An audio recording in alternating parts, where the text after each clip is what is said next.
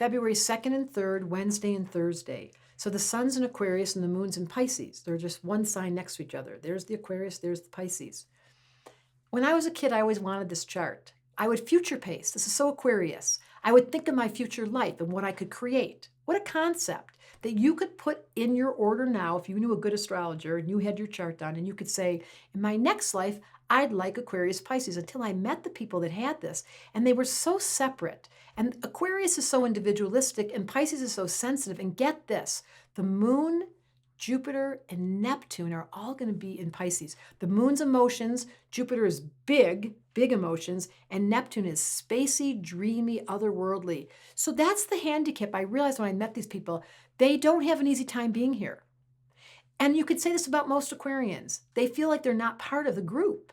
And so they feel as though they're walking in a different direction, or you finish seeing a movie and everyone loved the movie and Aquarius goes, I didn't get it. And you're like, what do you mean you didn't get it? Everyone loved the Titanic. And Aquarius goes, why would you see a film that you know the end about? We all knew how. Well, that's a new thought. Aquarius are new thinkers. It's a good point. The most watched film in the history of this film, until recently, it just shifted, was the Titanic. But think about that. We all knew how the ending was. And so Aquarius goes, excuse me, and Moon and Pisces goes, let's go see the scary ending. Moon and Pisces loves when things are highly emotional, a little bit scary. So if you feel on Wednesday and Thursday you're highly emotional, here's the good news. Saturn and the Sun are exact degree holding hands right now. That makes an old soul. So if a baby were born on the 2nd and 3rd, you'd have a very advanced spirit who had an otherworldliness about them, who was very serious about not fitting in and didn't have any need to follow.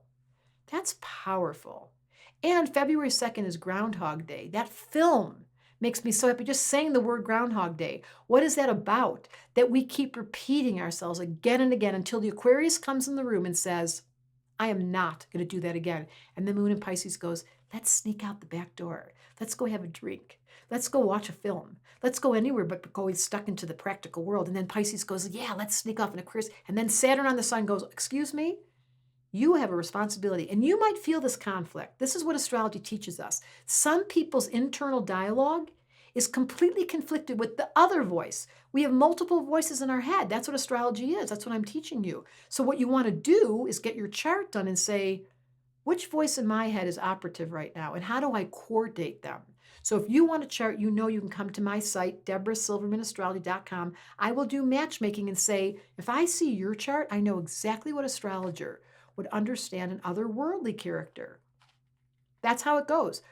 Birds of a feather flock together. The same energy matches. People that don't understand you and think you're weird, don't hang out with them. Astrology just wanted me to tell you, it's really okay on Groundhog Day to say, this world goes around and around, but I'm going to change that story and make up a whole new version instead of Aquarius Pisces. I am not going to limit myself to the old story. And what's the new story? That's for you and I to design.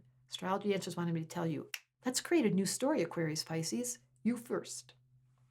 For so many years, it used to hurt my feelings that I felt different or separate.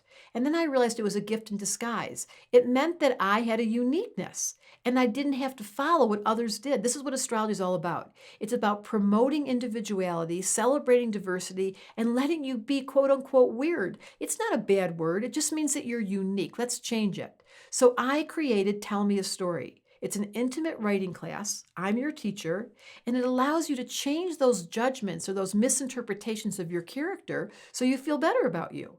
It's like magic to watch people fall in love with themselves right in front of me.